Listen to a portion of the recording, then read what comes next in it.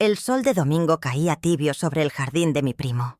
Un escenario perfecto para una traición familiar. El aire olía a carne asada y a césped recién cortado. Una mezcla que siempre me había parecido el perfume de la felicidad. Había unas 15 personas, un murmullo de conversaciones alegres que se sentía como una manta cálida. Vi a Laura, mi nuera, en el centro de un pequeño círculo de sobrinas, su risa un poco más alta que las demás. Su mano gesticulaba con estudiada elegancia, asegurándose de que el nuevo reloj Cartier que adornaba su muñeca captara la luz. Era una pieza de oro, un tank de más de $5.000, un reloj que yo había pagado, aunque ella nunca lo admitiría. La ironía era tan pesada que casi podía saborearla. Me acerqué con la sonrisa que una madre practica durante años, esa que esconde cualquier atisbo de preocupación o tristeza. Era mi deber mantener la paz, o eso me había dicho a mí misma durante demasiado tiempo. «Laura, qué alegría verlos», dije, mi voz sonando más serena de lo que me sentía. «No nos han dicho nada. ¿Cuándo han pensado fijar la fecha de la boda?» La pregunta flotó en el aire, inocente y cargada de la esperanza que aún me negaba a abandonar. Esperaba una respuesta vaga, una promesa de planes futuros, cualquier cosa que me incluyera. Lo que recibí, en cambio, fue el primer golpe de una guerra que yo no sabía que ya había comenzado. ¿Cómo pude ser tan ciega?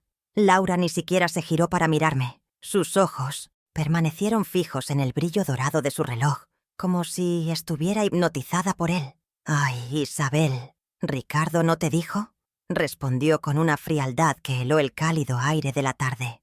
Hizo una pausa dramática, asegurándose de que todas las miradas estuvieran sobre nosotras. «Ya nos casamos el martes. Fue algo muy íntimo. En el juzgado de la calle Pradillo, solo la gente indispensable». La palabra «indispensable» fue pronunciada con un énfasis cruel, una bala verbal diseñada para herirme directamente. Y lo logró. El murmullo de la fiesta se detuvo abruptamente, creando un silencio denso y vergonzoso que pareció durar una eternidad. Sentí cómo el color se drenaba de mi rostro. Mi voz, cuando finalmente logré encontrarla, fue apenas un susurro que se perdió en la tensión del ambiente. «Ah, felicidades entonces». Nadie supo qué decir. Mis primos bajaron la mirada, sus rostros una mezcla de pena y bochorno. A unos metros de distancia, vi a mi hijo Ricardo. No se movió. No dijo nada. Simplemente fingió una concentración absoluta en la pantalla de su teléfono, como si el destino del mundo dependiera de un mensaje que estaba escribiendo. En ese instante, su cobardía me dolió más que la humillación pública. Su silencio no era neutralidad. Era una elección, era complicidad, y yo me preguntaba qué podría ser tan importante en ese aparato como para ignorar la dignidad de su propia madre. Regresé a mi silla vacía, sintiendo el peso de las miradas compasivas sobre mi espalda. El reloj de Laura seguía brillando, un faro de mi propio dinero, usado para excluirme. Mi mente, un archivo meticuloso forjado en 25 años como jefa de enfermeras, comenzó a conectar los puntos. No era solo la boda, era un patrón, una larga historia de cheques firmados y sacrificios ignorados. Recordé las noches de doble turno en el hospital central, el olor a antiséptico impregnado en mi uniforme, el cansancio hasta los huesos para juntar los $80.000 que costó la universidad privada de Ricardo. Él lo llamaba una inversión en nuestro futuro. ¿Era este el futuro que habíamos comprado? Un futuro donde yo era superflua. La memoria es un arma de doble filo. Te consuela y te atormenta. Visualicé con una claridad dolorosa el día de hace 5 años, en la oficina del doctor Alfonso Quintana. Firmé los papeles que liquidaron mi fondo de retiro. $150.000, mis ahorros de toda la vida. Era para el enganche de su casa. Una hermosa propiedad de 200 metros cuadrados en la calle de los Fresnos, 124. El doctor Quintana, con su traje impecable y su sonrisa tranquilizadora, lo llamó un simple fideicomiso familiar para proteger el patrimonio. Nunca me explicó que al firmar, yo me convertía en la beneficiaria. Sí, pero no en la controladora. Cedí mi poder sin entenderlo, confiando ciegamente en las 2 personas que, supuestamente, más me querían. Y luego estaba el local comercial, la única herencia tangible que mis padres me habían dejado. Un pequeño espacio que siempre imaginé alquilar para tener un ingreso extra en mi vejez. Pero Ricardo tenía un sueño, su propia empresa de marketing digital. Vendí el local por $50,000 para financiar su aventura. La empresa fracasó en 18 meses, una hemorragia de dinero que se fue en cenas caras y equipos de oficina ostentosos. Laura, por supuesto, culpó al mercado, nunca a la gestión de Ricardo. Isabel, no presiones a Ricardo.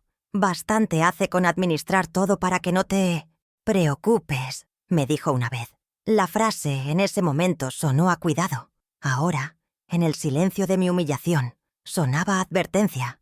Me habían aislado de mis propias finanzas con una habilidad pasivo-agresiva que ahora me parecía maestra. Frases como: «Mamá, tú no entiendes de estas finanzas modernas. Déjanoslo a nosotros», se convirtieron en el estribillo de nuestras conversaciones sobre dinero. Me hicieron sentir anticuada, incompetente, una anciana a la que había que proteger de sí misma. Y yo, por miedo a la soledad, por el terror a perder el amor de mi único hijo, lo permití. Acepté el papel de la matriarca frágil que necesitaba ser cuidada, sin darme cuenta de que el cuidado era solo una fachada para el control absoluto. En el fondo, sabía que algo andaba mal. Pero, ¿cómo enfrentas a tu propio hijo? Mi hijo, Ricardo, a sus 45 años, sigue siendo un hombre de carácter débil, un barco a la deriva que necesita el viento de la aprobación de su esposa para moverse. Su verdadera motivación es mantener un estilo de vida que sus propios méritos no pueden sostener. Y su cobardía es la llave que Laura usa para encerrarlo en su jaula dorada. Él no es malvado en el sentido activo de la palabra. Es peor. Es pasivamente cruel, permitiendo la injusticia con su inacción, escondiéndose detrás de una fachada de hombre, abrumado por las responsabilidades. Su mayor traición no fue casarse sin mí, sino permitir que me lo dijeran de esa manera.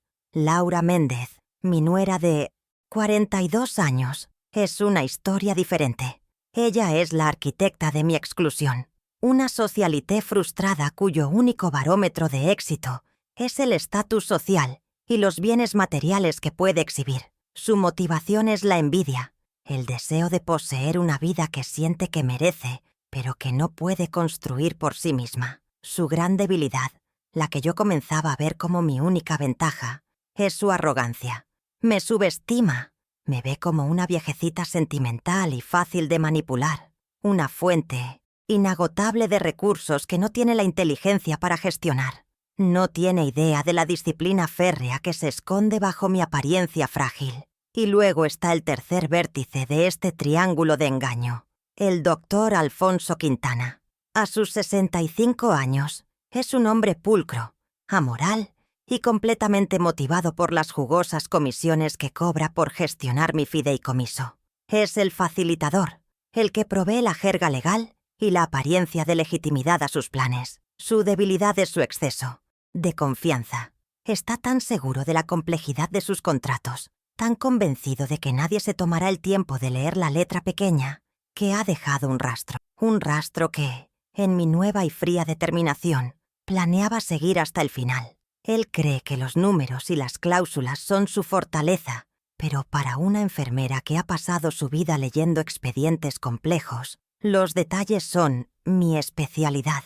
Al día siguiente de la fiesta, estaba en mi jardín, podando mis rosales con una precisión mecánica, cuando mi vecina Carmen se asomó por la cerca. Llevamos 70 años viviendo una al lado de la otra. Ella puede leerme como un libro abierto.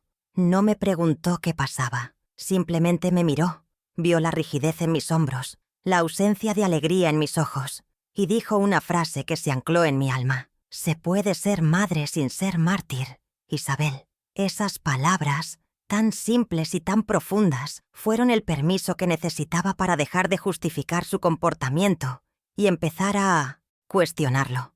Carmen no me dio consejos, me dio validación, y a veces eso es mucho más poderoso. 3 días después de la humillación, mi teléfono sonó.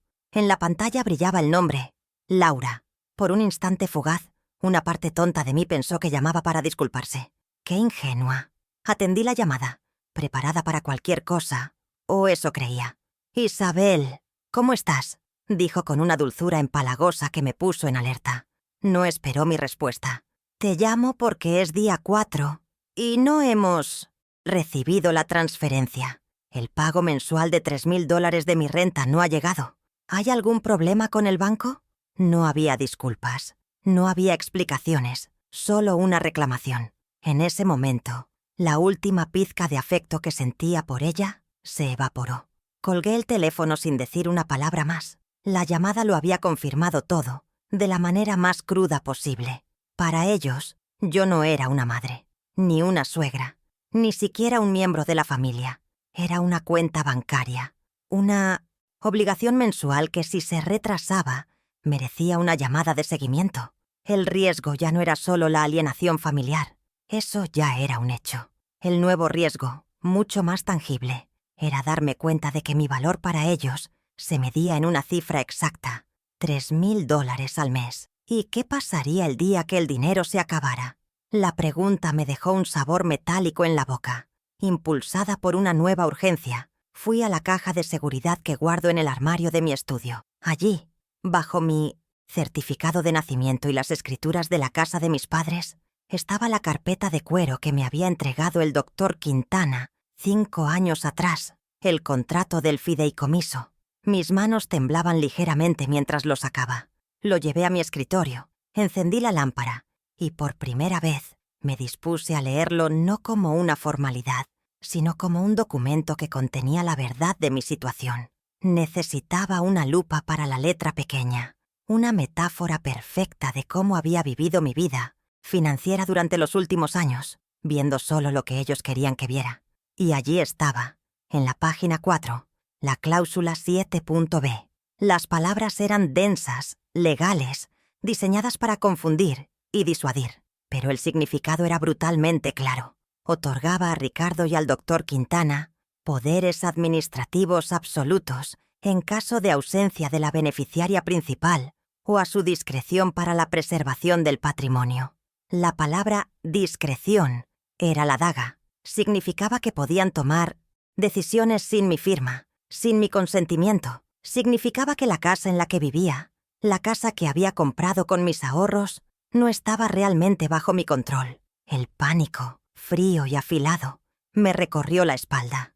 Mi firma estaba ahí, pero mi consentimiento informado nunca existió. Una semana después del incidente en la fiesta, asistí a mi reunión de voluntariado semanal. Estaba distraída, mi mente repasando una y otra vez las cláusulas del contrato. Teresa Molina, una trabajadora social, de unos 50 años a la que respetaba profundamente, se sentó a mi lado durante el café. Notó mi preocupación. Sin entrar en detalles humillantes, le conté de forma velada mi situación, que había firmado unos papeles financieros que ahora no entendía del todo y que me sentía vulnerable. Ella me escuchó con atención, sin juzgar.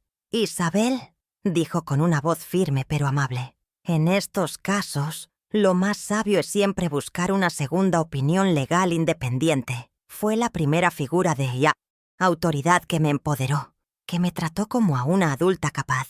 Sus palabras fueron el catalizador que necesitaba.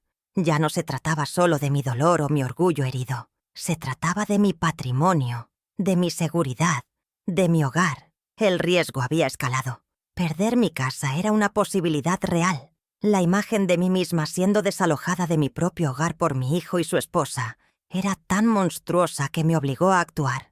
La Isabel dócil y complaciente que había existido durante décadas comenzó a desmoronarse, y en su lugar emergió la jefa de enfermeras, metódica, precisa y dispuesta a enfrentar la situación más crítica con la cabeza fría. La batalla ahora era por mi supervivencia, y como si el universo quisiera confirmar mis peores temores, la siguiente fase de su ataque comenzó. En una reunión familiar posterior, noté que mi sobrina me miraba con una expresión de lástima que no supe interpretar. Más tarde, mi hermana me llamó, preocupada. «Isabel, Laura me comentó que andas un poco olvidadiza últimamente, que se te están pasando los pagos. ¿Estás bien?» La estrategia era diabólica y brillante. No solo me estaban robando, sino que estaban sentando las bases para desacreditarme. Estaban construyendo una narrativa en la que yo era una anciana senil, incapaz de manejar sus propios asuntos. El riesgo ahora era reputacional. Querían declararme incompetente para invalidarme por completo. El estrés de esta guerra silenciosa comenzó a cobrar un precio físico. Una mañana sentí un mareo tan intenso que tuve que sentarme en el borde de la cama. Tomé el tensiómetro de mi viejo maletín de enfermera. Los números en la pantalla eran alarmantes. 160, 100. Una subida de presión peligrosa. Y entonces lo entendí. Este era el riesgo final. Su último movimiento sería usar mi salud en mi contra. Podrían, bajo el pretexto de mi frágil estado, solicitar una tutela legal. Perdería toda mi autonomía, mi libertad. Me convertirían en una prisionera en mi propia vida, cuidada por mis carceleros. La lucha ya no era solo por dinero o respeto, era por mi propia libertad. Esa noche no pude dormir. La indignación era un fuego frío que me consumía por dentro. Me levanté y fui a mi estudio. Si querían jugar sucio, yo aprendería las reglas de su juego. Encendí mi vieja computadora portátil, la que usaba antes de que Ricardo insistiera en comprarme una tableta más sencilla. Recordé que él había usado esta laptop durante un tiempo. Con la ayuda de mi nieto por teléfono, quien siempre ha sido mi cómplice tecnológico, logré recuperar una vieja contraseña de acceso al portal del banco. Lo que encontré allí fue la primera pieza de evidencia sólida, la primera munición para mi contraataque. La guerra había sido declarada, y yo, por fin, estaba lista para luchar. Accedí a los estados de cuenta de la tarjeta corporativa asociada al fideicomiso, una tarjeta que yo ni siquiera sabía que existía. La pantalla se llenó de una lista de gastos que me revolvieron el estómago. No, eran gastos de mantenimiento de la casa, ni inversiones para preservar el patrimonio. Eran lujos. Un vuelo a Aspen por $12,000, cenas en restaurantes de moda como Vico, con cuentas de $900, y allí estaba, destacado en amarillo por el sistema del banco. Reloj Cartier, $5,850, la prueba irrefutable. Mi jubilación, el sudor de mis dobles turnos, estaba pagando una vida de opulencia que yo nunca había vivido. Seguí excavando en los archivos de la vieja laptop. Mi nieto me había enseñado a usar la función de búsqueda. Escribí el nombre del doctor Quintana y entonces apareció un correo electrónico enviado desde la cuenta de Quintana a la de Ricardo, fechado 5 años atrás, justo el día antes de que firmara el fideicomiso. Mi corazón latía con fuerza mientras lo abría. El texto era corto, conciso y absolutamente demoledor. Decía: Ricardo, solo asegúrate de que la firme después de la comida. El lenguaje es estándar. No se detendrá. En las cláusulas de administración discrecional. Leí la frase una y otra vez. La traición tenía remitente, fecha y hora. Imprimí el correo. El papel se sentía pesado en mi mano, como una sentencia. Ahora tenía el cómo y el cuándo. Solo me faltaba una cosa: su propia confesión, aunque fuera involuntaria. Al día siguiente preparé 2 teléfonos. En uno, marqué el número de Ricardo. El otro lo puse en modo de grabación de voz, una técnica que había visto en programas de televisión y que mi nieto me confirmó que era sencilla. Cuando Ricardo contestó, adopté mi tono más vulnerable y confundido. «Hijo», le dije, mi voz temblando ligeramente, «he estado leyendo los papeles del fideicomiso y estoy un poco preocupada. ¿Esto significa que la casa no es realmente mía?» Esperé conteniendo la respiración mientras el grabador captaba el silencio. Su respuesta fue exactamente la que esperaba, una mezcla de condescendencia y falsa preocupación. «Mamá, por favor, no te angusties con eso. Son tecnicismos. Es para protegerte de ti misma. Tú solo tienes que confiar en nosotros. Protegerme de mí misma». Esa fue su confesión. La admisión de que el fideicomiso no era para proteger el patrimonio, sino para arrebatarme el control. Guardé la grabación. Ya no era solo una víctima. Era una investigadora. Tenía el contrato, los estados de cuenta, el correo electrónico y ahora su propia voz. Las piezas del rompecabezas estaban sobre la mesa y la imagen que formaban era la de un fraude, meticulosamente planeado. Con mi arsenal de pruebas, el siguiente paso era encontrar al general adecuado para mi ejército de una sola mujer. Las palabras de Teresa Molina resonaron en mi mente. Una segunda opinión legal independiente. Me recomendó a un abogado, el licenciado Morales, un hombre conocido por su especialización en derecho familiar y patrimonial y por su aversión a los tiburones financieros como Quintana. El lunes a las 10 de la mañana entré en su oficina. No era un despacho lujoso, sino un lugar funcional, lleno de libros y archivos. Olía a papel y a justicia. Puse mi carpeta sobre su escritorio y, con la calma de una enfermera informando del estado de un paciente, le conté toda la historia.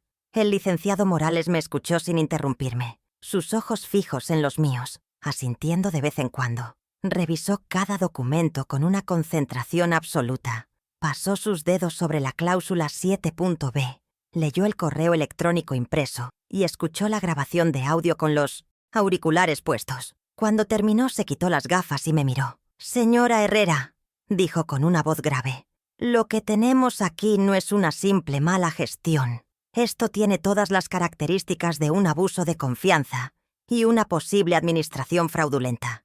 Tenemos un caso muy sólido». Por primera vez en semanas, sentí una oleada de esperanza. Salí de su oficina con una lista de tareas clara.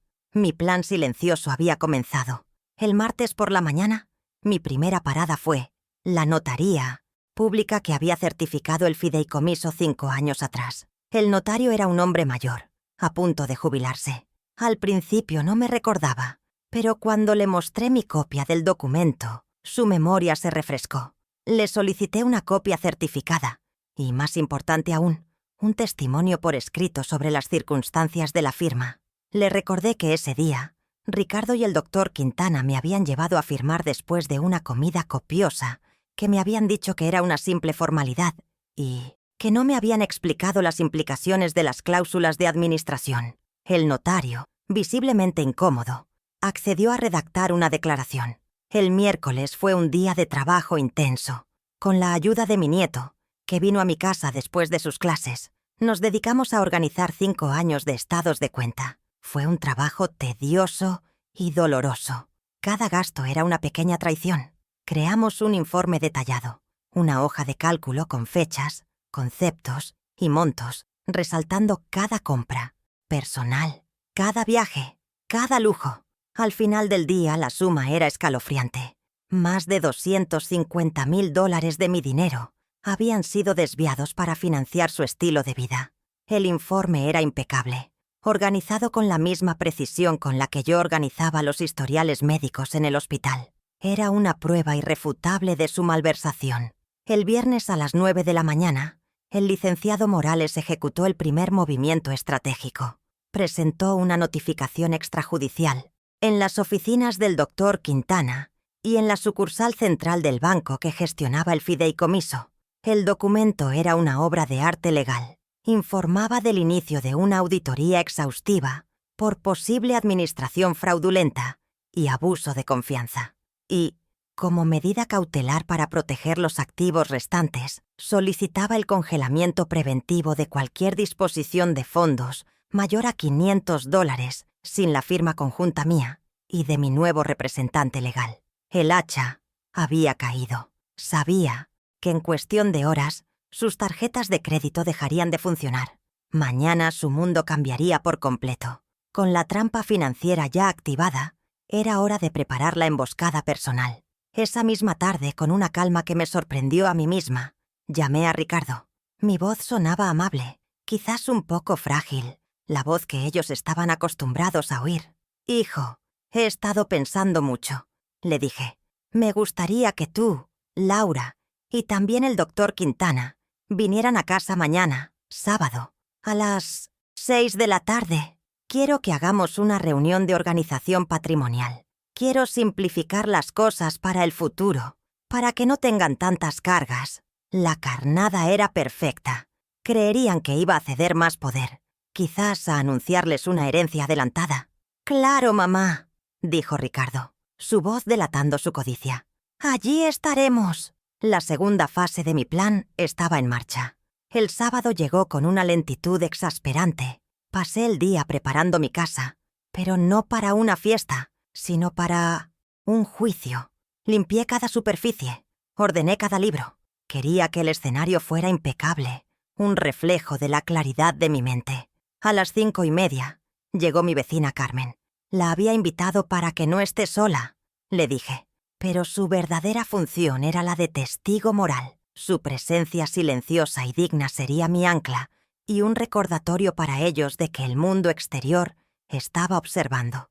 Le ofrecí un té y esperamos. El silencio en mi sala estaba cargado de una anticipación casi eléctrica. El poder estaba a punto de cambiar de manos. A las 6 en punto sonó el timbre. Eran ellos, Ricardo, Laura y el doctor Quintana. Entraron con un aire de suficiencia, como conquistadores llegando a reclamar su territorio.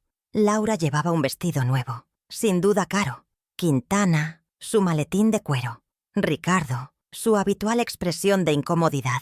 Se sentaron en el sofá principal, el que daba al resto de la sala, asumiendo su posición de poder. Yo les serví agua en vasos de cristal, moviéndome con una calma deliberada. Les dejé disfrutar de su arrogancia unos minutos más.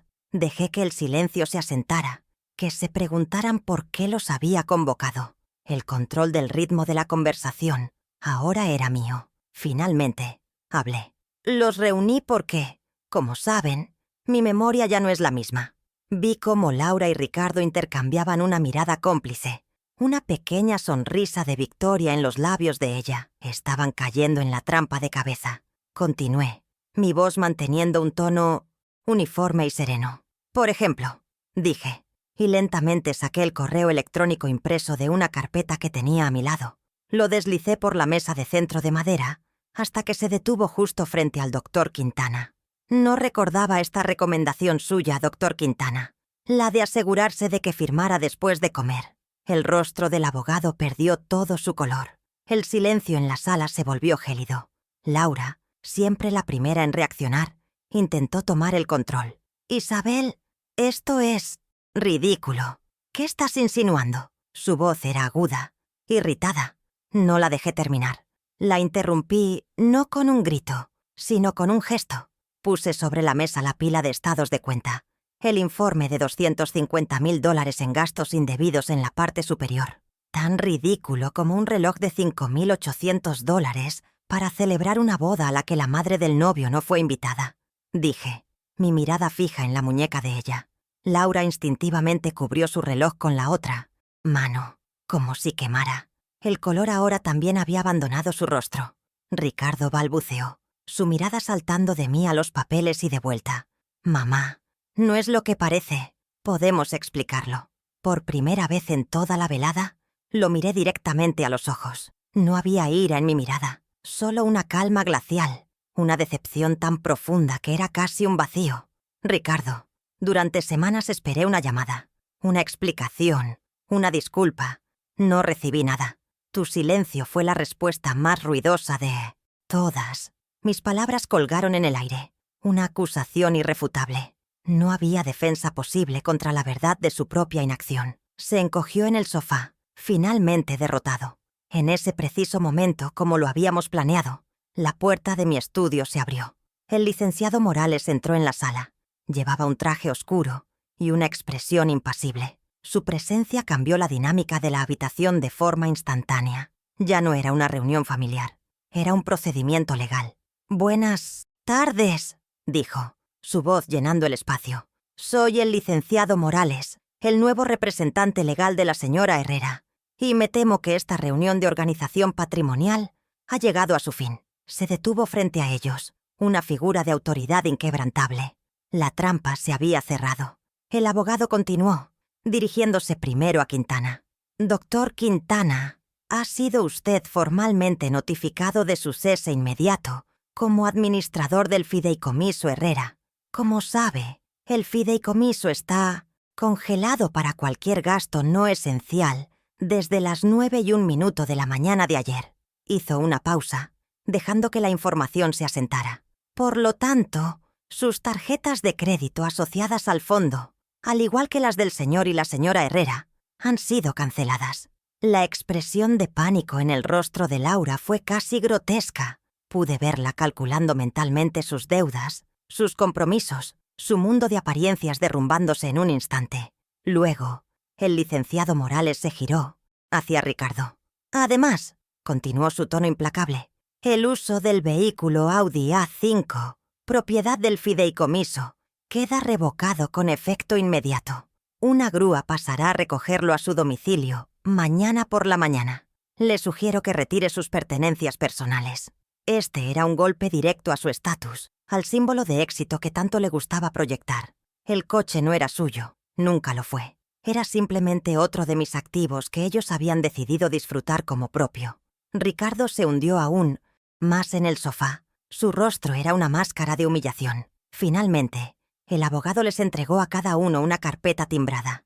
Y Ricardo, su poder como cofideicomisario, queda suspendido cautelarmente, pendiente de la auditoría completa. Cualquier decisión futura sobre el patrimonio de su madre deberá ser aprobada por mí y, por supuesto, por la señora Herrera. El mensaje era claro. El control había vuelto a su legítima dueña.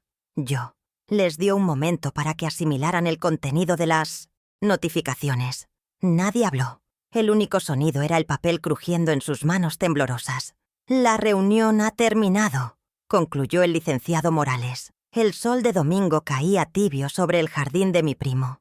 Un escenario perfecto para una traición familiar. El aire olía a carne asada y a césped recién cortado. Una mezcla que siempre me había parecido el perfume de la felicidad.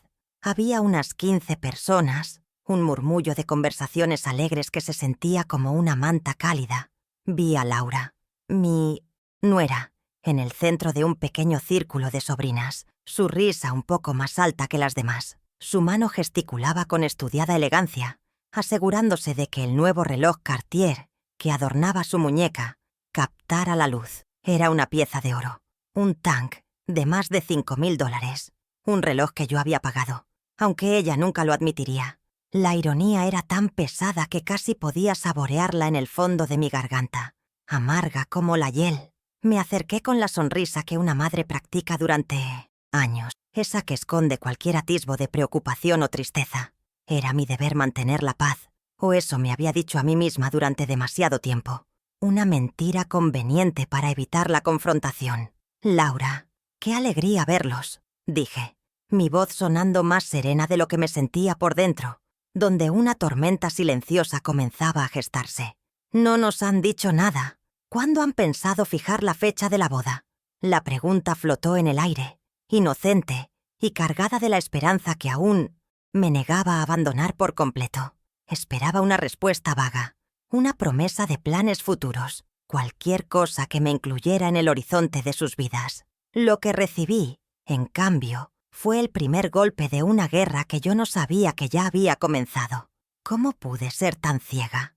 Laura ni siquiera se giró para mirarme. Sus ojos permanecieron fijos en el brillo dorado de su reloj, como si estuviera hipnotizada por él, por el símbolo de poder que yo misma le había financiado sin saberlo. «Ay, Isabel, ¿Ricardo no te dijo?», respondió con una frialdad que heló el cálido aire de la tarde. Hizo una pausa dramática, un recurso teatral para asegurarse de que todas las miradas estuvieran sobre nosotras, sobre mí.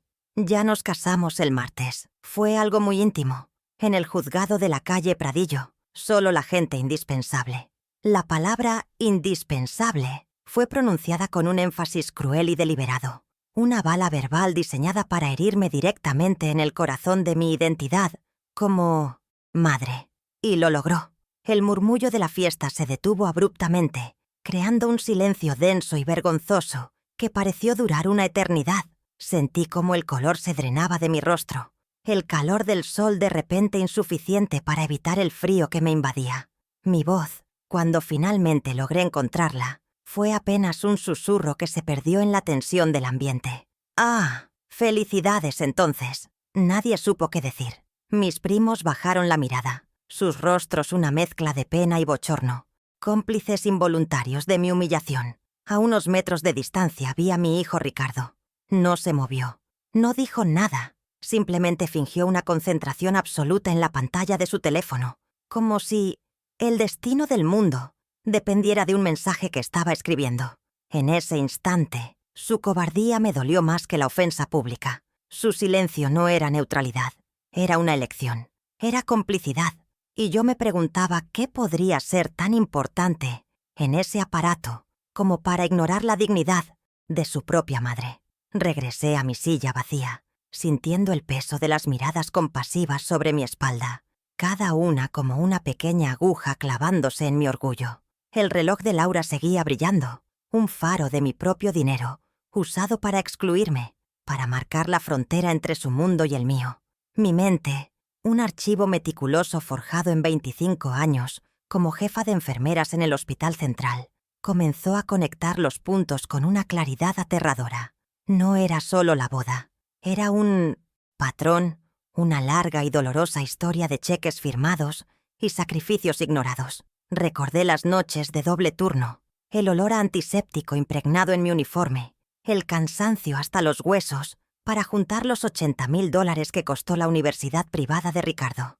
Él lo llamaba una inversión en nuestro futuro. ¿Era este el futuro que habíamos comprado? Un futuro donde yo era superflua, una pieza de mobiliario anticuada. La memoria es un arma de doble filo. Te consuela y te atormenta. Visualicé con una claridad dolorosa el día de hace 5 años, en la oficina del doctor Alfonso Quintana, su administrador patrimonial. Firmé los papeles que liquidaron mi fondo de retiro, $150,000, mis ahorros de toda una vida. Era para el enganche de su casa, una hermosa propiedad de 200 metros cuadrados, en la calle de los Fresnos, 124. El doctor Quintana, con su traje impecable y su sonrisa tranquilizadora, lo llamó un simple fideicomiso familiar para proteger el patrimonio. Nunca me explicó que al firmar, yo me convertía en la beneficiaria. Sí, pero no en la controladora. Cedí mi poder sin entenderlo, confiando ciegamente en las 2 personas que, supuestamente, más me querían en este mundo. ¿Cómo se puede proteger a alguien quitándole todo el control? Y luego estaba el local comercial, la única herencia tangible que mis padres me habían dejado. Un pequeño espacio que siempre imaginé alquilar para tener un ingreso extra en mi vejez. Una seguridad contra los imprevistos de la vida. Pero Ricardo tenía un sueño, su propia empresa de marketing digital. Vendí el local por $50,000 para financiar su aventura. La empresa fracasó estrepitosamente en 18 meses. Una hemorragia de dinero que se fue en cenas caras y equipos de oficina ostentosos. Laura, por supuesto, culpó al mercado, nunca a la gestión de Ricardo. Isabel, no presiones a Ricardo. Bastante hace con administrar todo para que no te preocupes, me dijo una vez. La frase, en ese momento, sonó a cuidado. Ahora, en el silencio de mi humillación, sonaba a advertencia, a una amenaza velada. Me habían aislado de mis propias finanzas con una habilidad pasivo-agresiva que ahora me parecía maestra. Frases como: «Mamá, tú no entiendes de estas finanzas modernas. Déjanoslo a nosotros», se convirtieron en el estribillo de nuestras conversaciones sobre dinero. Me hicieron sentir anticuada, incompetente, una anciana a la que había que proteger de sí misma. Y yo, por miedo a la soledad, por el terror a perder el amor de mi único hijo, lo permití. Acepté el papel de la matriarca frágil que necesitaba ser cuidada, sin darme cuenta de que el cuidado era solo una fachada para el control absoluto.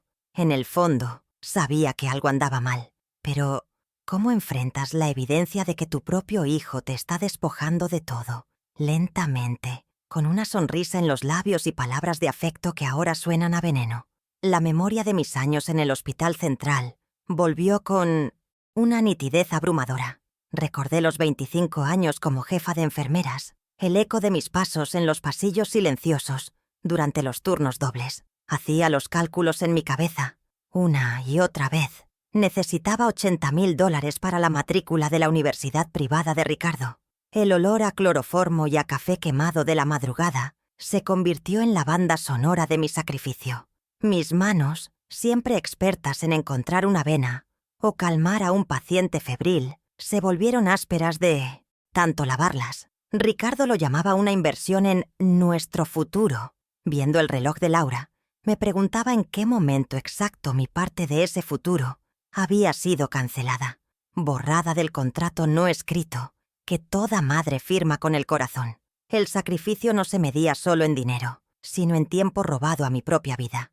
Recuerdo una Nochebuena, eran las 3 de la mañana, y yo estaba en la sala de personal comiendo un sándwich de pavo reseco, mientras miraba una foto de Ricardo de niño que llevaba en mi cartera. Afuera nevaba, y yo solo podía pensar en que gracias a ese turno extra, el pago del siguiente semestre estaba asegurado. En ese momento sentí una oleada de orgullo maternal, la convicción de que cada hora de agotamiento valía la pena. Hoy, ese recuerdo se siente como una estafa. Pagué por su educación con mi salud y mi juventud, y él usó ese conocimiento para estructurar un plan que me dejaría sin nada. La ironía es una herida que no deja de sangrar. Luego, hace 5 años, llegó el golpe de gracia. La escena en la oficina del Dr. Quintana está grabada en mi mente como si fuera ayer. El despacho olía a cuero y a superioridad. Firmé los papeles que liquidaron mi fondo de retiro, $150,000, que representaban 40 años de disciplina y ahorro. Era el enganche para su casa de 200 metros cuadrados en la calle de los Fresnos, 124. Quintana, con su pluma Montblanc y su voz melosa, me aseguró que era un simple fideicomiso familiar para proteger el patrimonio. La palabra proteger fue su arma más efectiva. Me hizo creer que el peligro estaba afuera, en el mundo, y no sentado justo frente a mí, sonriendo con suficiencia mientras yo le entregaba las llaves de mi vida. Nunca me explicaron los detalles. Cuando intenté leer la letra pequeña, Ricardo me puso una mano en el hombro. «Mamá, confía en nosotros. Alfonso es el mejor. Esto es solo para que no tengas que preocuparte por el papeleo». Su toque, que antes me habría reconfortado, ahora lo recuerdo como un gesto de control, una forma de detener mi curiosidad. Yo era solo la beneficiaria, una figura decorativa en mi propio plan financiero, no la controladora. Cedí el poder absoluto sobre mis activos, creyendo que estaba asegurando el futuro de mi hijo, sin darme cuenta de que en realidad estaba financiando mi propia obsolescencia. ¿Cómo pude firmar tan ciegamente? La respuesta es simple y dolorosa. Porque era mi hijo, y una madre no exige garantías. Y como si eso fuera poco, estaba el local comercial de mis padres. Era un pequeño espacio en el centro, modesto pero lleno de recuerdos. Podía cerrar los ojos y oler el polvo de las cajas de mi padre, escuchar su risa resonando en las paredes vacías. Era mi último vínculo tangible con ellos. Pero Ricardo tenía un sueño, su propia empresa de marketing digital, y necesitaba capital inicial. Vendí mi herencia por $50,000. Le entregué el cheque con las manos temblorosas, sintiendo que traicionaba a mis padres, pero consolándome con la idea de que estaba invirtiendo en mi nieto, en la próxima generación. La empresa, por supuesto, fue un desastre espectacular que duró apenas 18 meses. El dinero se esfumó en equipos de última generación, oficinas con vistas panorámicas y almuerzos de negocios que parecían más fiestas sociales. Nunca vi un solo informe de ganancias. Cuando tímidamente pregunté cómo iban las cosas, Laura saltó a la defensiva. «Isabel, por favor, no presiones a Ricardo. El mercado está muy complicado. Bastante hace con todo el estrés que maneja. Su especialidad siempre fue esa, convertir la incompetencia de mi hijo en una especie de heroísmo trágico y mis preguntas legítimas en un acto de crueldad. Nunca fue culpa de su mala gestión, siempre de factores externos. Así, los $50,000 de la memoria de mis padres se convirtieron en una anécdota vergonzosa que era mejor no mencionar. Poco a poco, construyeron una narrativa a mí alrededor en la que yo era una mujer mayor, frágil y confundida, incapaz de comprender el mundo moderno. «Isabel, no te preocupes por los extractos bancarios. Son muy confusos. Nosotros nos encargamos», decía Laura con una dulzura condescendiente. Cada una de esas frases era un ladrillo más en el muro que me separaba de mi propio dinero. Me convencieron de que su control era una forma de cuidado, de que me estaban liberando de una carga. Y yo, aterrorizada ante la idea de convertirme en una molestia, de perder su afecto, acepté mi papel. Me convertí en una espectadora de mi propia vida financiera, aplaudiendo desde la barrera mientras ellos malgastaban mi futuro. Ahora, en el silencio de mi casa, Todas estas escenas se conectan, formando un mosaico de traición meticulosamente planeado. La universidad, la casa, la herencia, no fueron sacrificios de amor. Fueron transacciones en las que yo puse todo y ellos no pusieron nada más que su codicia. No fue una serie de malas decisiones, fue una estrategia a largo plazo para vaciar mis cuentas, mientras me mantenían dócil y agradecida. Se aprovecharon de mi amor de madre, convirtiéndolo en su principal activo. Pero se equivocaron en una cosa fundamental. Subestimaron a la jefa de enfermeras. Creyeron que la mujer que había gestionado una unidad de cuidados intensivos durante décadas no sería capaz de analizar su propia situación y diagnosticar la enfermedad. El diagnóstico era claro: un parásito. Y yo estaba a punto de empezar el tratamiento. Esa noche no pude dormir. La indignación era un fuego frío que me consumía por dentro, una energía extraña que me despejó la mente en lugar de nublarla. Me levanté y fui a mi estudio, el pequeño cuarto donde guardaba los recuerdos de una vida entera. Si querían jugar sucio, yo aprendería las reglas de su juego. Encendí mi vieja computadora portátil, la que usaba antes de que Ricardo insistiera en comprarme una tableta más sencilla, un dispositivo diseñado para consumir, no para investigar. Recordé que él había usado esta laptop durante un tiempo, antes de que su empresa fracasara. Con la ayuda de mi nieto por teléfono, quien siempre ha sido mi cómplice tecnológico, logré recuperar una vieja contraseña de acceso al portal del banco. Lo que encontré allí fue la primera pieza de evidencia sólida, la primera munición para mi contraataque. La guerra había sido declarada, y yo, por fin, estaba lista para luchar.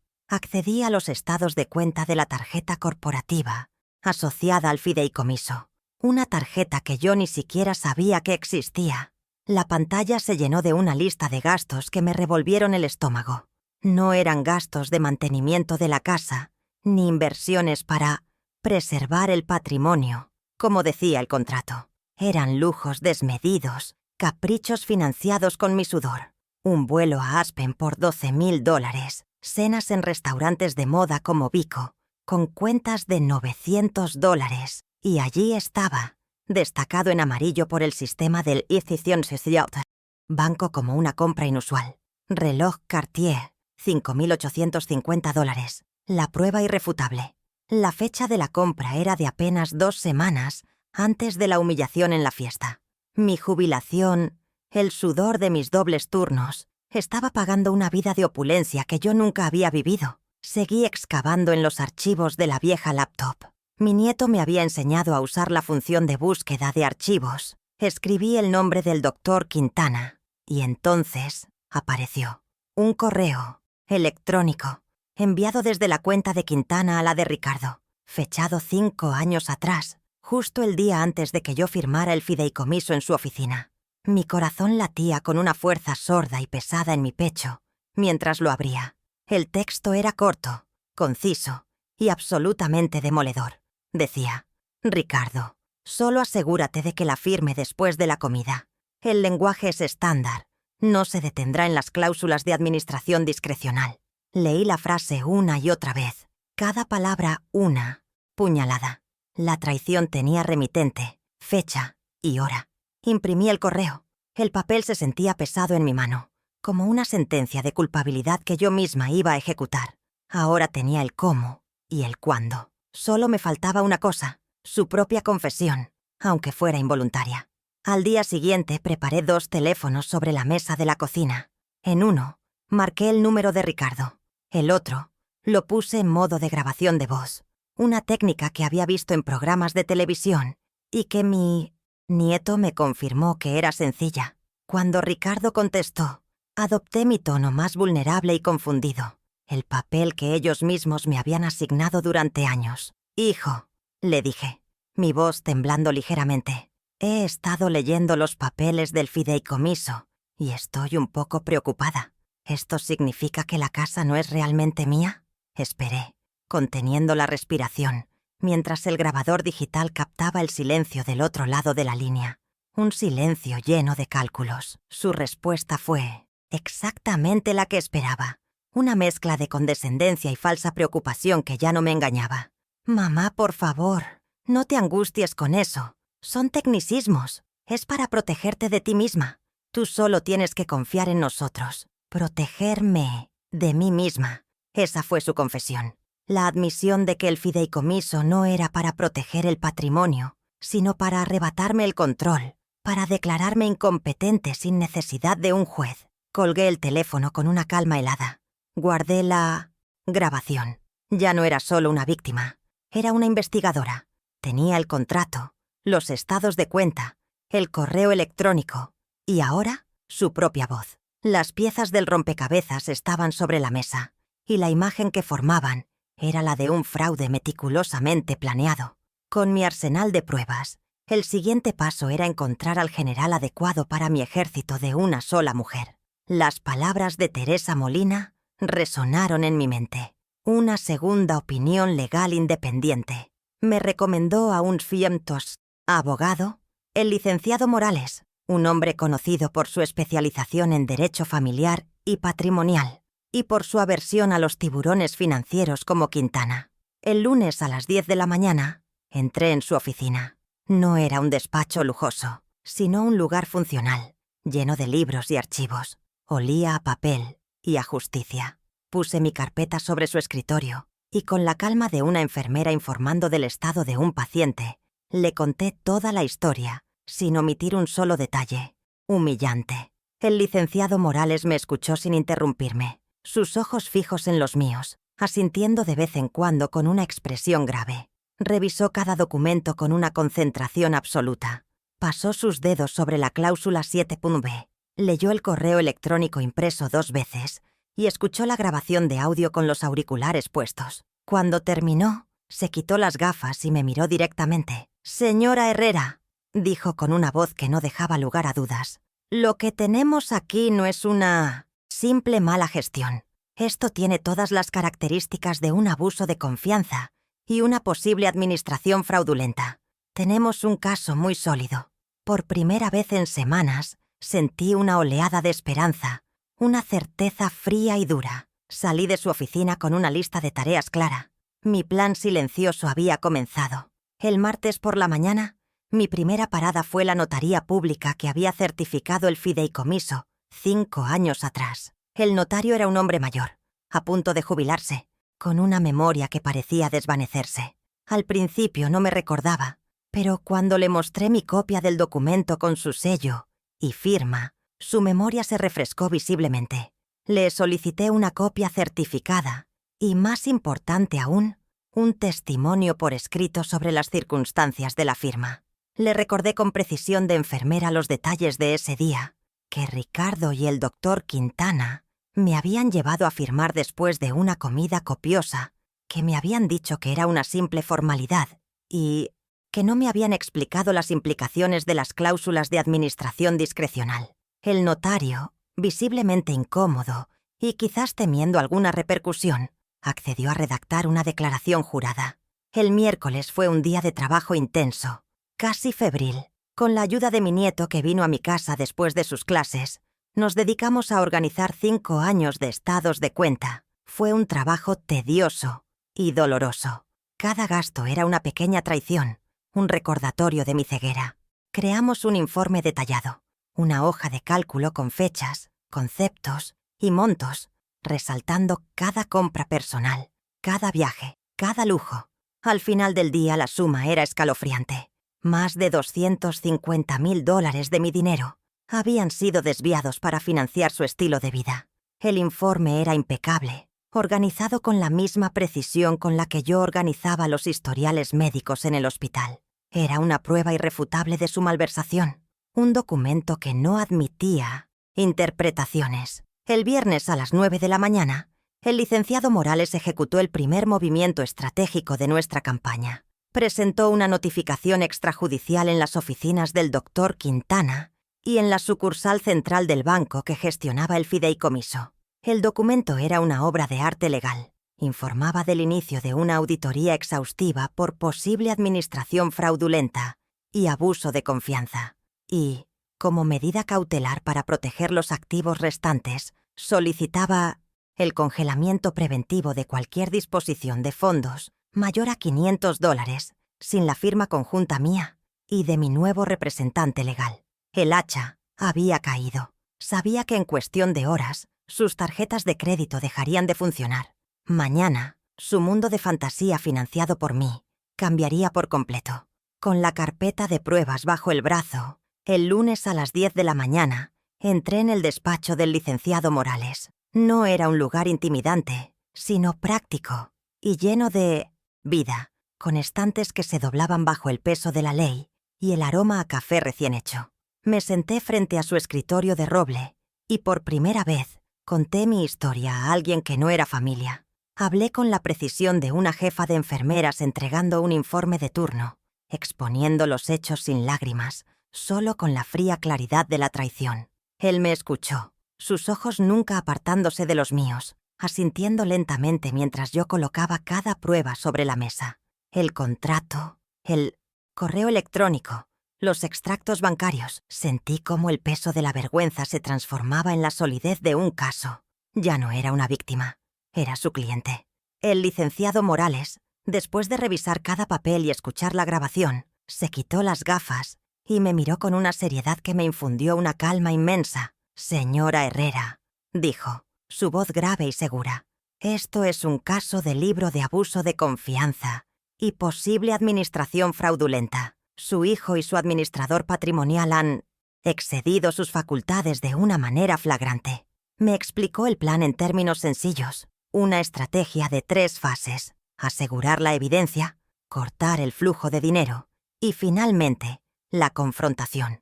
Me entregó una lista de tareas, cada punto claro y conciso. Por primera vez en años, no me sentía protegida por otros, sino armada por mí misma.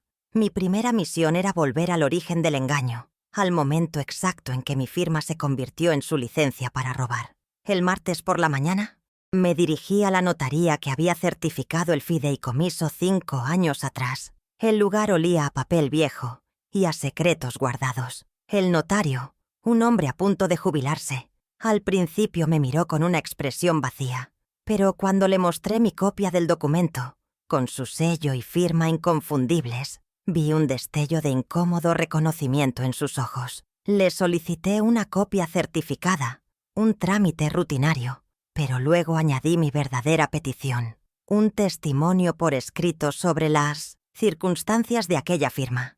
Con una memoria que sorprendió a ambos, le recordé los detalles, la hora, justo después de una comida pesada, las palabras exactas de Quintana. Es una simple formalidad para protegerla. La prisa con la que pasaron las páginas. ¿Se acordaba de haberme explicado las implicaciones de la cláusula 7b? Su silencio fue elocuente. No necesité amenazarlo. Simplemente apelé a su deber profesional y a su conciencia. Le expliqué que se estaba iniciando una auditoría y que su testimonio era crucial para aclarar los hechos. El notario, atrapado entre su negligencia pasada y las posibles consecuencias legales de un escándalo, entendió perfectamente su posición. Se excusó un momento y regresó con su asistente, dictándole una declaración jurada que confirmaba que la firma se había realizado de manera expedita y que no recordaba haber ofrecido una explicación detallada de las cláusulas de administración discrecional. Salí de allí con la copia certificada y la promesa de recibir la declaración en 24 horas. El papel en mi bolso se sentía como la primera piedra de la fortaleza que estaba reconstruyendo a mi alrededor. Ahora que tenía el marco legal, necesitaba cuantificar el daño. El miércoles fue el día más largo. Mi nieto vino a casa después de la universidad. Su presencia juvenil una fuente de energía inesperada en mi misión sombría. Extendimos 5 años de estados de cuenta sobre la mesa del comedor. Un mar de papel que documentaba el saqueo. Fue un trabajo meticuloso y doloroso. Cada línea era una pequeña herida. Boutiques de lujo en la avenida Masaryk, escapadas de fin de semana a viñedos, suscripciones a clubes exclusivos que yo ni siquiera sabía que existían. Mi nieto, con su habilidad digital, creó una hoja de cálculo. Celda por celda, fuimos categorizando los gastos, separando los legítimos de los fraudulentos. El rostro de mi nieto se endurecía con cada nueva entrada. su indignación juvenil un espejo de mi propia rabia contenida. Al caer la noche teníamos el resultado final. La cifra brillaba en la pantalla del portátil, fría e irrefutable. $250.000. $250.000 de mis ahorros, de mis noches en vela, de mi futuro, malversados en lujos y caprichos. El número era tan obsceno que por un momento me quedé sin aire. Mi nieto puso su mano sobre la mía. «Abuela, vamos a recuperarlo todo», dijo con una convicción que me conmovió. Imprimimos el informe final, un documento de 10 páginas, impecable y detallado, con gráficos que mostraban el desvío de fondos mes a mes. No era solo una lista de gastos, era el diario de su codicia, escrito con mi dinero. Con esta arma en nuestro poder, era el momento de lanzar el primer ataque. El viernes a las 9 de la mañana, el aire en mi casa estaba cargado de una quietud expectante. Esperé junto al teléfono, mi taza de té intacta sobre la mesa. A las 9:05, sonó. Era el licenciado Morales. «Notificaciones entregadas, señora Herrera, en la oficina del doctor Quintana y en la sede central del banco». Su voz era la de un general confirmando una maniobra exitosa. Me imaginé al mensajero entrando en la recepción de mármol de Quintana, entregando el sobre con el sello de notificación extrajudicial. Me imaginé la expresión de suficiencia del abogado borrándose de su rostro al leer las palabras auditoría, administración fraudulenta y congelamiento preventivo de fondos. La trampa se había activado. El verdadero poder de esa notificación no estaba solo en el lenguaje legal, sino en su consecuencia inmediata y brutal. Cualquier transacción superior a $500 quedaba bloqueada. Sus tarjetas de crédito corporativas, las que usaban para financiar su mundo de apariencias, eran ahora simples pedazos de plástico inútil. Imaginé a Laura en una boutique, entregando su tarjeta con arrogancia, solo para ser recibida con una mirada de disculpa y la palabra rechazada. Imaginé a Ricardo intentando pagar una comida de negocios y teniendo que buscar torpemente en su cartera dinero que no tenía. Había cortado su línea de suministro. El caos que se desataría en sus vidas sería silencioso, pero devastador. El licenciado Morales tenía razón. Mañana, su mundo cambiaría por completo. Con la bomba financiera ya detonada, era hora de preparar la emboscada personal. Esa misma tarde, con una calma que me sorprendió a mí misma, marqué el número de Ricardo.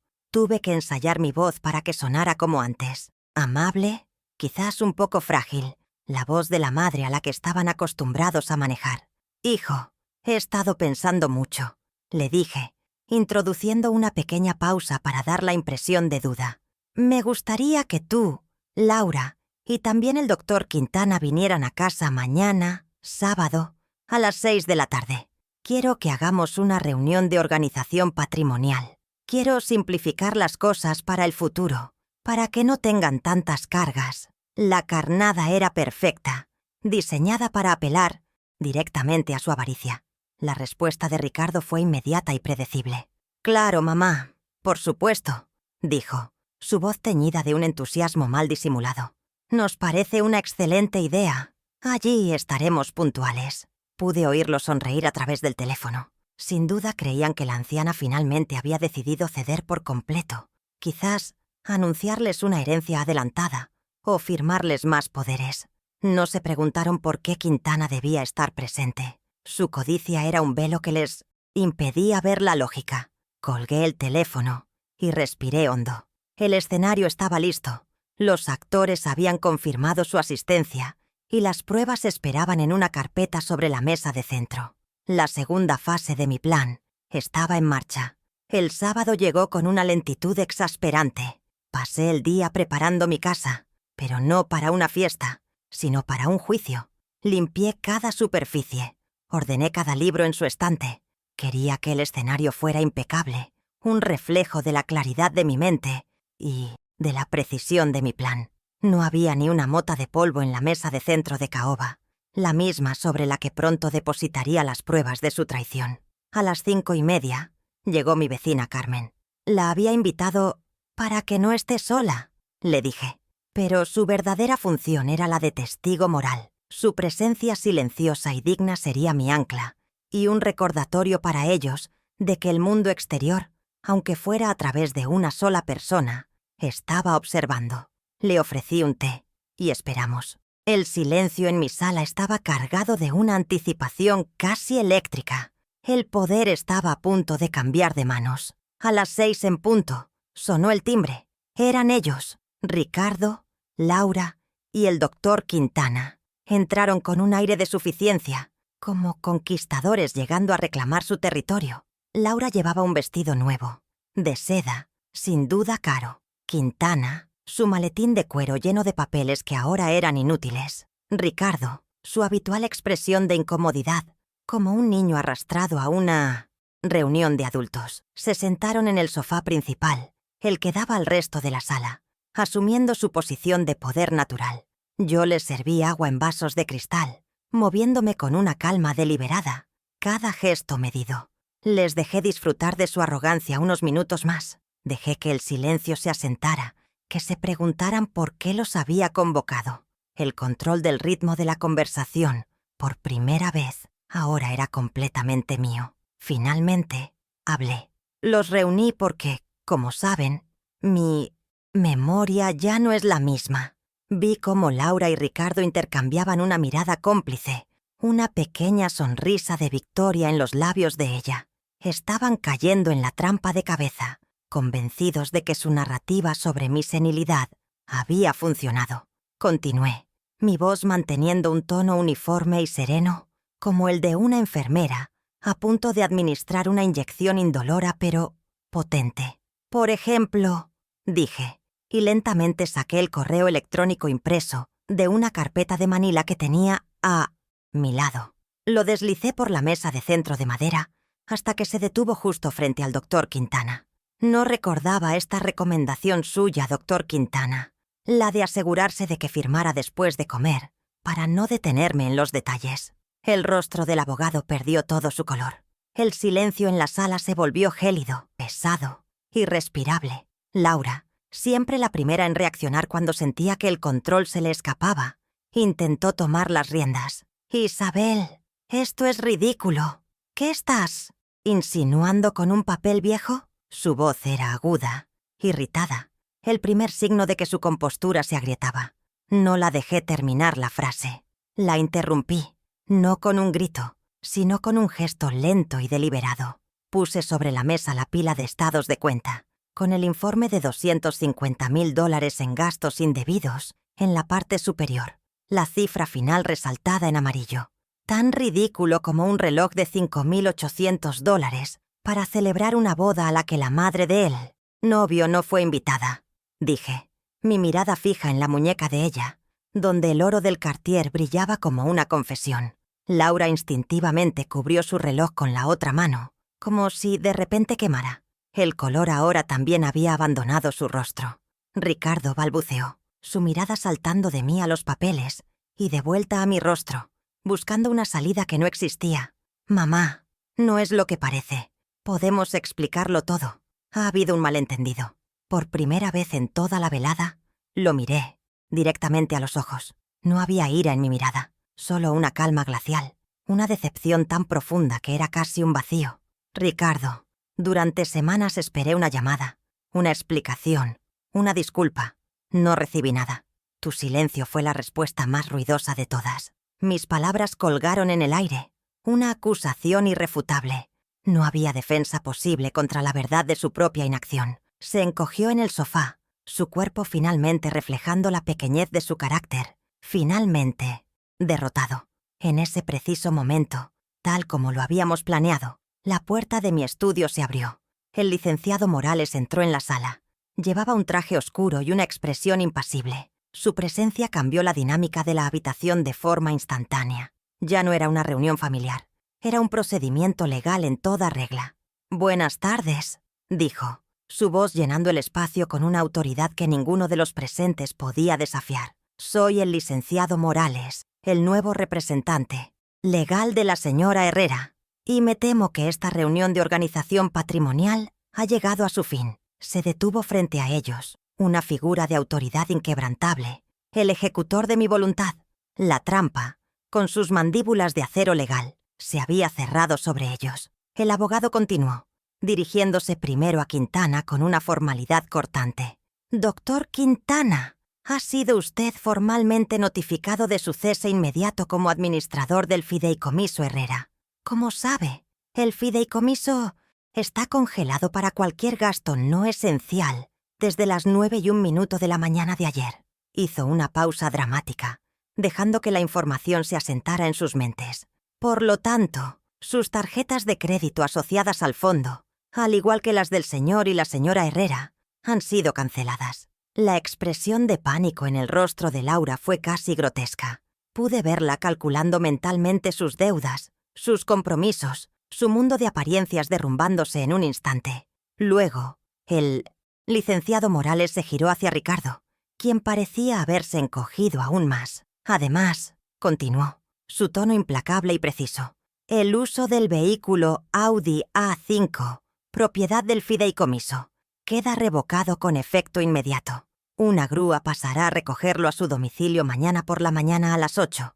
Le sugiero que retire sus pertenencias personales esta noche. Este era un golpe directo a su estatus, al símbolo de éxito que tanto le gustaba proyectar en su círculo de amigos. El coche no era suyo, nunca lo fue. Era simplemente otro de mis activos que ellos habían decidido disfrutar como propio. Ricardo se hundió aún más en el sofá. Su rostro era una máscara de humillación pública, aunque la audiencia fuéramos solo nosotros. Finalmente, el abogado les entregó a cada uno una carpeta timbrada con el logo de su bufete. Y Ricardo, su poder como cofideicomisario, queda suspendido cautelarmente, pendiente de la auditoría completa que ya está en curso. Cualquier decisión futura sobre el patrimonio de su madre deberá ser aprobada por mí y, por supuesto, por la señora Herrera. El mensaje era claro como el cristal. El control había vuelto a su legítima dueña, yo. Les dio un momento para que asimilaran el contenido de las notificaciones. Nadie habló. El único sonido en la habitación era el papel crujiendo en sus manos temblorosas. «La reunión ha terminado», concluyó el licenciado Morales. Se levantaron en silencio, como autómatas. Quintana, por primera vez, parecía desaliñado. Su confianza profesional hecha añicos. Laura me lanzó una mirada de odio puro, una promesa de guerra que ya no me asustaba. Ricardo ni siquiera pudo mirarme a la cara. Los acompañé hasta la puerta, no por cortesía, sino para asegurarme de que se fueran. Mientras cruzaban el umbral, les dije mis últimas palabras de la noche, con la misma voz serena con la que había comenzado. «Cierren la puerta al salir». No era una petición, era una orden. Vi cómo se alejaban por el sendero de mi jardín, sus figuras encogidas bajo la luz del atardecer. Cerré la puerta y por primera vez en mucho tiempo, mi casa se sintió verdaderamente mía. La guerra no había terminado, pero la batalla más importante se había ganado. El sábado llegó con una lentitud exasperante. Pasé el día preparando mi casa, pero no para una fiesta, sino para un juicio. Limpié cada superficie. Ordené cada libro en su estante. Quería que el escenario fuera impecable, un reflejo de la claridad de mi mente y de la precisión de mi plan. No había ni una mota de polvo en la mesa de centro de caoba, la misma sobre la que pronto depositaría las pruebas de su traición. A las 5:30 llegó mi vecina Carmen.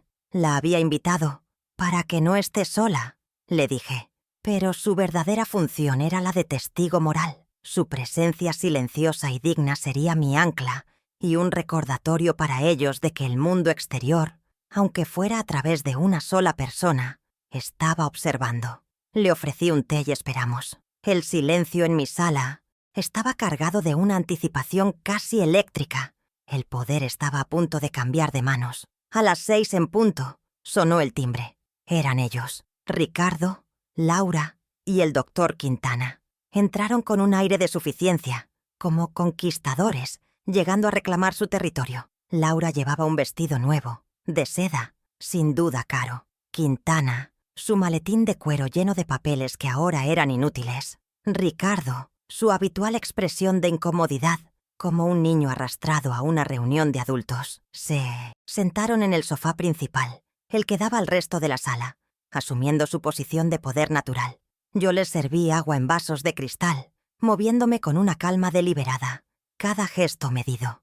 Les dejé disfrutar de su arrogancia unos minutos más. Dejé que el silencio se asentara, que se preguntaran por qué los había convocado. El control del ritmo de la conversación, por primera vez, ahora era completamente mío. Finalmente, hablé. Los reuní porque, como saben, mi memoria ya no es la misma. Vi cómo Laura y Ricardo intercambiaban una mirada cómplice, una pequeña sonrisa de victoria en los labios de ella. Estaban cayendo en la trampa de cabeza, convencidos de que su narrativa sobre mi senilidad había funcionado. Continué, mi voz manteniendo un tono uniforme y sereno, como el de una enfermera a punto de administrar una inyección indolora pero potente. Por ejemplo, dije, y lentamente saqué el correo electrónico impreso de una carpeta de Manila que tenía a mi lado. Lo deslicé por la mesa de centro de madera hasta que se detuvo justo frente al doctor Quintana. No recordaba esta recomendación suya, doctor Quintana, la de asegurarse de que firmara después de comer, para no detenerme en los detalles. El rostro del abogado perdió todo su color. El silencio en la sala se volvió gélido, pesado, irrespirable. Laura, siempre la primera en reaccionar cuando sentía que el control se le escapaba, intentó tomar las riendas. «Isabel, esto es ridículo. ¿Qué estás insinuando con un papel viejo?» Su voz era aguda, irritada, el primer signo de que su compostura se agrietaba. No la dejé terminar la frase. La interrumpí, no con un grito, sino con un gesto lento y deliberado. Puse sobre la mesa la pila de estados de cuenta, con el informe de $250,000 en gastos indebidos en la parte superior. La cifra final, resaltada en amarillo. Tan ridículo como un reloj de $5,800 para celebrar una boda a la que la madre del novio no fue invitada. Dije, mi mirada fija en la muñeca de ella, donde el oro del Cartier brillaba como una confesión. Laura instintivamente cubrió su reloj con la otra mano, como si de repente quemara. El color ahora también había abandonado su rostro. El gesto fue una confesión en sí mismo. El reloj, antes un trofeo de estatus que exhibía con orgullo, se había convertido en una prueba incriminatoria, una marca de vergüenza. El cambio en su lenguaje corporal fue inmediato y dramático. Su postura, antes erguida y desafiante, se encorvó ligeramente, como si el peso de la revelación la estuviera aplastando. Su arrogancia, esa armadura que siempre llevaba puesta, se había hecho añicos con una sola frase y una pila de papeles. Carmen, desde su sillón, observaba la escena sin mover un músculo, su presencia silenciosa amplificando la humillación de Laura. El poder en la habitación se había desplazado de forma tan tangible que casi se podía oír el crujido del viejo orden rompiéndose. Laura ya no era la depredadora, era la presa, atrapada en una trampa que ni siquiera había visto venir. Ricardo balbuceó, su mirada saltando de mí a los papeles y de vuelta a mi rostro, buscando una salida que no existía. «Mamá, no es lo que parece. Podemos explicarlo todo. Ha habido un malentendido». Por primera vez en toda la velada, lo miré directamente a los ojos. No había ira en mi mirada, solo una calma glacial, una decepción tan profunda que era casi un vacío. «Ricardo, durante semanas esperé una llamada, una explicación, una disculpa. No recibí nada.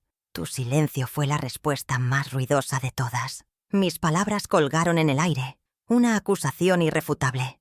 No había defensa posible contra la verdad de su propia inacción. Se encogió en el sofá, su cuerpo finalmente reflejando la pequeñez de su carácter, finalmente derrotado por su propia cobardía, la misma que le había permitido todo esto. En ese preciso momento, tal como lo habíamos planeado, la puerta de mi estudio se abrió. El licenciado Morales entró en la sala.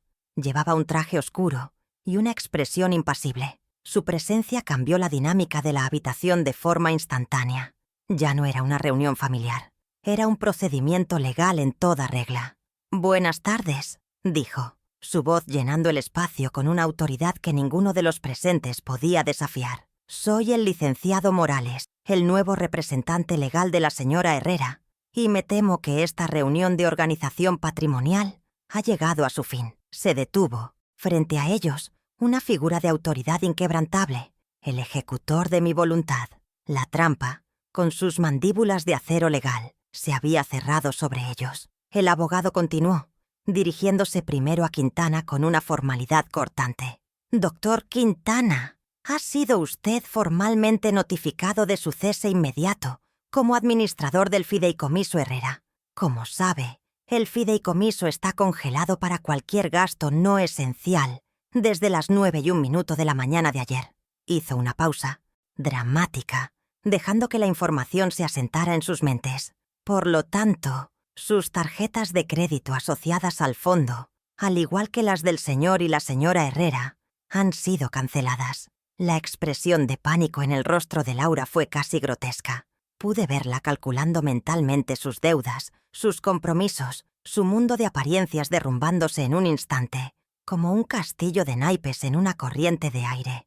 Luego, el licenciado Morales se giró hacia Ricardo, quien parecía haberse encogido aún más. «Además», continuó su tono implacable y preciso, «el uso del vehículo Audi A5, propiedad del fideicomiso, queda revocado con efecto inmediato. Una grúa pasará a recogerlo a su domicilio mañana por la mañana a las 8. Le sugiero que retire sus pertenencias personales esta noche». Este era un golpe directo a su estatus, al símbolo de éxito que tanto le gustaba proyectar en su círculo de amigos. El coche no era suyo. Nunca lo fue. Era simplemente otro de mis activos que ellos habían decidido disfrutar como propio. Ricardo se hundió aún más en el sofá. Su rostro era una máscara de humillación pública, aunque en la audiencia fuéramos solo nosotros. Finalmente, el abogado les entregó a cada uno una carpeta timbrada con el logo de su bufete. Y Ricardo, su poder como cofideicomisario, queda suspendido cautelarmente, pendiente de la auditoría completa que ya está en curso. Cualquier decisión futura sobre el patrimonio de su madre deberá ser aprobada por mí y, por supuesto, por la señora Herrera. El mensaje era claro como el cristal. El control había vuelto a su legítima dueña, yo. Les dio un momento para que asimilaran el contenido de las notificaciones. Nadie habló. El único sonido en la habitación era el papel crujiendo en sus manos temblorosas. «La reunión ha terminado», concluyó el licenciado Morales, su voz resonando con la finalidad de un mazo de juez. Se levantaron en silencio, como autómatas. Quintana, por primera vez, parecía desaliñado. Su confianza profesional hecha añicos. Laura me lanzó una mirada de odio puro, una promesa de guerra que ya no me asustaba en lo más mínimo. Ricardo ni siquiera pudo mirarme a la cara, sus ojos fijos en la alfombra como si fuera el objeto más interesante del mundo. Los acompañé hasta la puerta, no por cortesía, sino para asegurarme de que se fueran, para supervisar el destierro de mi propio hogar. El trayecto por el corto pasillo se sintió como una procesión fúnebre, el funeral de la relación que una vez tuvimos y de la vida de lujos que habían construido sobre mis cimientos. Cada paso que daban hacia la salida era un paso que yo daba hacia mi propia libertad. Mientras cruzaban el umbral, les dije mis últimas palabras de la noche, con la misma voz serena con la que había comenzado toda la reunión. «Cierren la puerta al salir». No era una petición, era una orden. Vi cómo se alejaban por el sendero de mi jardín, sus figuras encogidas bajo la luz del atardecer, despojados de su poder y su arrogancia. Cerré la puerta con un clic suave pero definitivo, y por primera vez en mucho tiempo, mi casa se sintió verdaderamente mía, un santuario en lugar de una fuente de recursos. Me giré y vi a Carmen, quien me sonrió con una aprobación silenciosa. La guerra no había terminado, pero la batalla más importante, la de mi propia dignidad, se había ganado. Un mes después de la confrontación, el silencio en mi casa había cambiado de color. Ya no era el silencio pesado de la soledad o la anticipación ansiosa, sino una quietud serena, una paz ganada a pulso. El licenciado Morales manejaba los detalles de la auditoría con una eficiencia implacable. Cada semana me enviaba un resumen conciso, devolviéndome el control no solo de mis finanzas, sino de la narrativa de mi propia vida.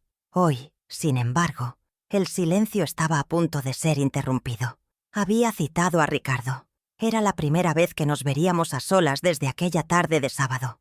No era una reunión para perdonar ni para olvidar, sino para establecer las fronteras definitivas de mi nuevo territorio. Un país soberano del que yo, y solo yo, dictaría las leyes de inmigración. Sonó el timbre exactamente a las 4. Cuando abrí la puerta, vi a un hombre que apenas reconocía. Ricardo parecía haber envejecido 10 años en 30 días. Su postura estaba encorvada, la arrogancia reemplazada por un cansancio profundo que se reflejaba en las ojeras bajo sus ojos. Llegó en un modesto sedán que claramente no era nuevo. El Audi A5, una reliquia de un pasado financiado por mí. No intentó abrazarme, simplemente se quedó en el umbral, esperando mi permiso para entrar. Le indiqué que pasara a la sala, y se sentó en el borde de uno de los sillones individuales, no en el sofá que antes ocupaba como un trono. La geografía del poder en mi propia casa había sido redibujada de forma permanente. Le serví un vaso de agua, el mismo gesto de la última vez, pero ahora cargado de una autoridad distinta. Me senté frente a él y fui directa al grano, usando el tono calmado de una enfermera que explica un tratamiento. Ricardo, puedes visitarme los domingos, de 4 a 6 de la tarde. Hice una pausa, permitiendo que la especificidad de la regla se asentara. 2 horas. Es tiempo suficiente para una conversación civilizada, para saber que estás bien, pero no lo bastante largo para caer en viejos hábitos o resentimientos. No le estaba preguntando si le parecía bien. Le estaba informando de los nuevos términos y condiciones de su acceso a mi vida. Era un horario, no una invitación abierta. Un recordatorio de que mi tiempo ya no era un recurso ilimitado a su disposición. Continué sin esperar respuesta, mi voz firme y sin inflexiones. Segundo punto, y este no es negociable. No volveremos a hablar de dinero. Nunca. Lo miré fijamente, asegurándome de que entendiera la magnitud de esta nueva ley. Nuestra relación se envenenó porque se convirtió en una transacción. Yo proveía y tú recibías. Ese modelo de negocio ha quebrado. Si tienes problemas financieros, tendrás que solucionarlos como lo hace el resto del mundo, con tu propio esfuerzo y tus propios méritos. Mis finanzas son ahora un asunto privado. Ya no son el tema central de esta familia. Son simplemente el motor silencioso de mi propia vida. Quería que entendiera que el cajero automático que había sido su madre estaba permanentemente fuera de servicio. Tomé un sorbo de agua antes de abordar el punto más delicado. Tercero, Laura no es bienvenida en esta casa. El nombre flotó en el aire entre nosotros, cargado de todo lo no dicho. No es por rencor, Ricardo. Es por respeto propio. Esta casa es mi santuario, y no permitiré que su presencia perturbe la paz que tanto me ha costado recuperar. Añadí la única condición posible, una que sabía que era casi inalcanzable para alguien como ella. El día que ofrezca una disculpa sincera y pública, no a mí, sino a toda la familia a la que humilló e intentó manipular, consideraré levantar la prohibición. Hasta entonces, la puerta para ella está cerrada. Le estaba devolviendo la misma moneda de la exclusión, pero con una justificación moral. Finalmente concluí mi declaración de independencia. Tus finanzas, tus deudas y tu matrimonio son, a partir de ahora, tu exclusiva responsabilidad. He pasado 45 años siendo tu red de seguridad. Esa red se ha retirado. Vi un atisbo de pánico en sus ojos, rápidamente reemplazado por una resignación sombría. Asintió lentamente, sin decir una palabra. No había nada que pudiera decir. Las pruebas, la ley y la verdad estaban de mi lado. Se quedó unos minutos más, en un silencio incómodo, y luego se levantó para irse. Lo acompañé a la puerta. «Hasta el próximo domingo, Ricardo», le dije. Era una despedida, no una invitación. Cerré la puerta y el silencio que regresó fue aún más dulce que antes. 3 meses después, mi jardín era irreconocible. Había contratado a un joven paisajista y juntos habíamos arrancado las viejas rosas, símbolos de un amor espinoso y sacrificial, para plantar lavanda, salvia y olivos en miniatura. El aire ahora olía a calma, a Mediterráneo, a nuevos comienzos. Instalamos una pequeña fuente de piedra cuyo suave murmullo era la única banda sonora que necesitaba. Cada maceta de terracota, cada sendero de grava, Cada planta aromática era una elección consciente, un acto de reclamación de mi espacio vital. El jardín ya no era un lugar para representar el papel de la abuela feliz en reuniones familiares tensas. Era mi refugio personal, un paisaje que reflejaba mi estado interior, ordenado, en crecimiento y en paz. Pasaba las mañanas allí, sentada en una nueva mesa de hierro forjado bajo la sombra de un roble. Sobre la mesa, una tableta nueva, comprada por mí con mi tarjeta de débito personal. Me había inscrito en una clase de cerámica en línea. Mis manos, que durante tantos años solo habían manejado jeringuillas y expedientes, ahora aprendían a moldear la arcilla. El tacto del barro, fresco, era terapéutico, un recordatorio de que siempre es posible tomar algo informe y darle una nueva estructura, una nueva belleza. La concentración que requería el torno me vaciaba la mente de cualquier pensamiento residual sobre el pasado. No estaba construyendo vasijas, estaba reconstruyendo mi capacidad de crear algo por puro placer, sin que tuviera que ser útil o rentable para nadie más que para mí. Mi nieto me visitaba a menudo, no por obligación, sino porque genuinamente disfrutaba de nuestra compañía. Su presencia era un bálsamo. No había tensión en nuestras conversaciones, ni agendas ocultas. Aquella tarde me ayudaban a instalar un sistema de riego automático. Mientras conectaba los pequeños tubos de plástico, me explicaba con entusiasmo su último proyecto universitario. Yo lo escuchaba, fascinada por su inteligencia y su bondad. Nuestra relación era el único vestigio del pasado que había decidido regar y cuidar, porque era un amor genuino, no una inversión con expectativas de retorno. Él me veía como Isabel, no como una fuente de financiamiento, y en esa simple distinción residía toda la diferencia.